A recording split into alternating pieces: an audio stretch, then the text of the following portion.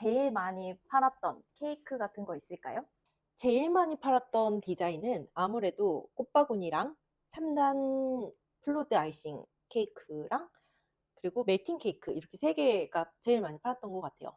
꽃바구니 케이크는 뭐 막 약사협회나 아니면은 연예인들 있지? 전보연 배우님하고 파. 에스파하고 그런 연예인들한테도 많이 갔었고, 그리고 기업이나 이런 데서 VIP 선물을 많이 했어가지고 단체로 좀 많이 나갔던 디자인이고, 3단 케이크 같은 경우에는 저희가 판매할 때 칠순, 돌 이때 많이 나갔어요. 2단, 3단이 그 플로드 기법으로 해가지고. 그래서 그게 한 30% 정도 되고, 나머지 30%잘 나갔던 거는 멜팅 케이크. 그 멜팅 케이크도 판매로 굉장히 많이 나갔죠. 아무래도 시그니처 케이크가 내 공방에 있다는 거는 다른 공방이랑 차별화되는 점이 있는 거라서 매출에 직접적으로 영향을 주겠네요. 그죠. 그런 것도 있고요. 여기는 뭔가 좀 다른데? 여기 다른 디자인이 있네? 라고 해서 손님들 눈길, 발길을 좀 붙잡아 두는 것도 있고, 그리고 여기서 더 중요한 포인트는 한 번 구매한 고객이 뭔가 다른 디자인이 있어야 거기서 재구매를 계속해요. 그러니까 저희 같은 경우에도 기관에서, 기업에서 주문을 하실 때 처음에는 1호 케이크를 하시거든요. 근데 그 다음에 주문할 때는 또 다른 디자인, 또 다른 디자인 이렇게 원하시고 조금 더 특이하고 조금 더 시장에서 없는 거 이런 거를 찾으시기 때문에 그때 시그니처 케이크가 진짜 빛을 발하죠. 그러면 우리 선생님들도 시그니처 케이크를 개발하려면 어떻게 하면 좋을까요? 음, 개발하려면 선생님은 어떻게 시그니처 케이크를 개발하시게 된 거예요? 처음부터 막 시그니처 케이크여서 우리 케이크 막 다른 데랑 다르고 이렇게 시작했을 것 같다고 말씀을 하시거든요. 근데 사실 그렇진 않아요. 처음에는 그냥 평범한 케이크였는데 조금 색이 더 저희만의 스타일이었고 꽃이 좀 더 섬세했고 이런 차별점이 있다가 이 차별점이 조금씩 더 디자인 쪽으로 가고 더 커진 거거든요. 그래서 처음에는 그냥 이제 1호, 2호, 3호 2단 케이크 뭐 이렇게 판매를 했었어요. 그렇게 계속 판매를 하는데 고객님들이 이제 케이크를 사시면서 근데 꽃은 같이 안 하세요? 이렇게 많이 물어보시더라고요. 한 두세 분 정도 물어보셨어요. 그래서 거기서 꽃이랑 같이 케이크를 선물을 하시구나 이렇게 알게 됐거든요.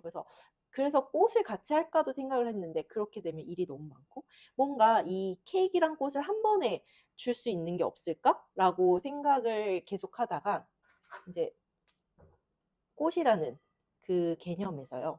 이 꽃에 화분도 있죠. 연상되는 게. 그리고 꽃 다발도 있고요. 그리고 꽃 바구니도 있어요. 이런 식으로 이제 여러 가지가 있고, 뭐 센터피스도 있고요. 그래서 이제 여러 가지로 디자인을 한번 시도를 해본 거예요. 화분 같은 경우에는 이제 선인장 케이크나 이런 걸로는 해봤는데 꽃을 하기에는 이렇게 크게 길게 줄기가 나가야 되는데 그걸 지지할 수 있는 식용 재료가 많이 없더라고요. 그래서 그거는 패스. 그리고 꽃다발 같은 경우에는 실제로 디자인화해서 몇 년 동안 굉장히 실용적으로 많이 썼었어요. 그리고 이제 꽃바구니를 처음에는 원형에다가 했고요. 손잡이가 처음엔 옆에 있었어요. 그러다가 이제 조금 더 높은 스타일로 바꿨고요. 그리고 또 그렇게 계속 바꾸다가 지금의 형태인 사각에 손잡이가 있는 형태가 됐거든요. 그래서 그렇게 되고 이제 뭐 그거 외에 화병을 만들어서 한 적도 있고요. 이제 되게 다양하게 시도하다가 고객님들 반응이 더 많은 이제 꽃바구니가 저희 완전 시그니처가 됐죠. 이제 이런 식으로 좀 개념을 확장해 나가면서 연구하면 돼요. 꽃바구니 같은 경우에는 근데 이렇게 얘기하면 그냥 꽃바구니 이렇게 고민해가지고 뚝딱 나왔을 것 같은데 처음에 초기 디자인이 나오는데 한 3, 40번 정도 디자인 테스트를 했고 그 다음에 지금까지 나오는 거는 한 100번 정도 테스트 해가지고 이 디자인을 만들었어요. 그러면은 선생님들이 되게 조급하게 생각해서 시그니처를 꼭 만들어야겠어, 빨리 만들어야 되겠어라고 생각하시는 거는 조금 어려운 부분이겠네요.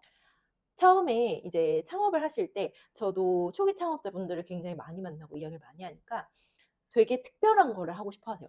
남들이 안 하는 우리 공방만의 무언가? 근데 그게 있잖아요. 순서가 있어요. 그게 지금은 그걸 할 때가 아니에요. 초기 창업자분들, 예비 창업자분들, 이런 분들은 그거 아니고 기본적인 수준을 다 맞춰야 돼요. 그러니까 이게 무슨 얘기냐면 내가 걷지도 잘 못하는데 옆에 사람이 뛴다고 해서 똑같이 뛰려고 하면 안 돼요. 넘어지겠죠. 그게 아니고 이 사람이 뛰고 있으면 내가 그 정도 속도에 맞춰서 뛸 수 있을 정도로 내 걸음마를 먼저 연습을 하시는 게 맞아요. 이게 제품 측면에서도 그렇고 마케팅 측면에서도 그렇거든요. 제품 측면에서 보면 이제 그 시장에서 지금 내가 현재 처해 있는 그 시장에서 잘 팔고 있는 사람들, 그 잘 팔리는 제품들이 어떤 특징, 어느 정도 완성도를 가지고 있는지를 보고 내가 그 정도는 맞춰야 돼요. 이게 우선이에요. 차별화가 우선이 아니고요. 이게 먼저예요. 그래서 그들이랑 비슷한 스펙을 먼저 맞춰 놓으셔야 돼요. 내가 내 거를 차별화해서 난 처음부터 다른 길로 나만의 특색 있는 걸 하겠어 라고 생각하시면 그거는 진짜 빠르게 망하는 지름길이에요. 제가 진짜 많이 봐서 정확하게 말씀드릴 수가 있어요. 이거 남들이 사는 거에는 이유가 있거든요. 그리고 남들이 파는 거에도 이유가 있어요. 먼저 그 수준으로 올려놓으시고 그리고 그 수준이 된 다음에 내가 가진 그 케이크의 그거에서 10% 20%를 조금씩 바꿔가면서 시그니처를 만들어 가시는 거예요. 이게 처음부터 나는 다른 사람들 다 이쪽으로 걷고 있는데 나는 이쪽으로 걸을 거야. 아니, 다른 사람들 이런 제품을 만들고 있는데 나 혼자 이렇게 만들 거야. 이거는 모험이거든요. 근데 이 모험이 성공하는 사람들이 있어요. 100명 중에 1명이에요. 그 특별하게 그런 재능을 가진 사람들이 아니면 우리는 모두가 팔리는 길을 먼저 가야 돼요. 그래서 거기서 팔리는 거를 일단 팔아야 돼요. 팔면서 그 팔리는 와중에 10%, 20%를 내 디자인, 내 특성, 사람들이 원하는 것을 넣어가지고 개발을 하고 그걸 시장에서 선보여서 또 테스트해서 또 거기서 10% 다시 수정하고 거기서 5% 다시 수정하고 이런 식으로 그 과정을 반복했을 때 시그니처가 나와요. 시그니처가 막 고민해서 뚝딱 나오는 그런 과정이 아니고 내 제품에서 정말 10%, 5% 조금씩 바꿔가면서 이제 만드는 게 이제 제품에서 시그니처가 나오는 거고 마케팅적인 측면에 있어서도 마찬가지예요. 우리가 제품을 만드는 것뿐만 아니라 이거를 파는 기술이 있어야 되는데 그 파는 기술이 마케팅이잖아요. 이 파는 기술도 마찬가지예요.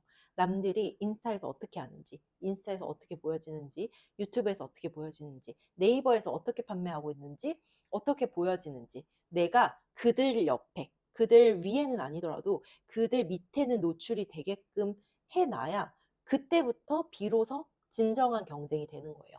내가 그들은 1페이지에 있는데 나는 1페이지에 없어요. 그러면 이거는 경쟁이라고 볼 수 없어요.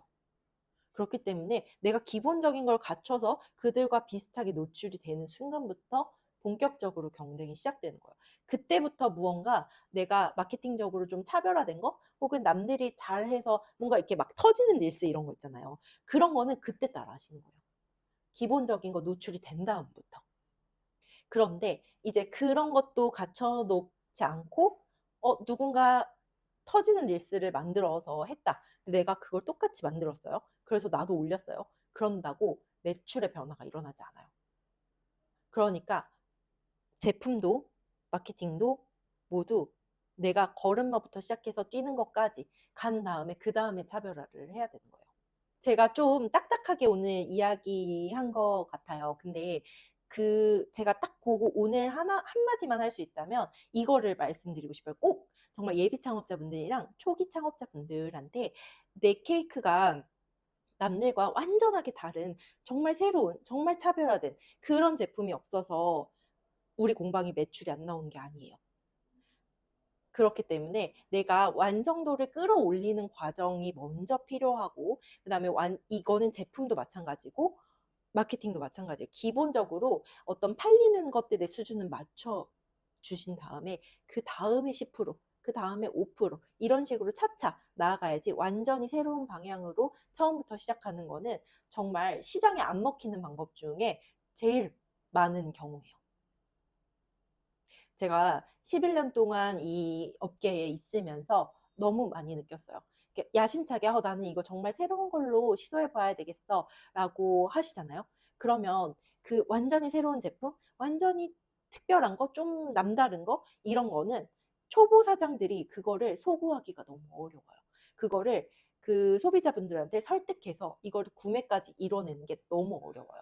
이미 내가 사려고 하는 그 종류에서 내가 선택을 받는 거는 그나마 쉽거든요. 근데 완전히 그거를 예를 들어 사과를 사러 온 사람한테 처음 보는 해외 과일을 파는 게 굉장히 어려워요.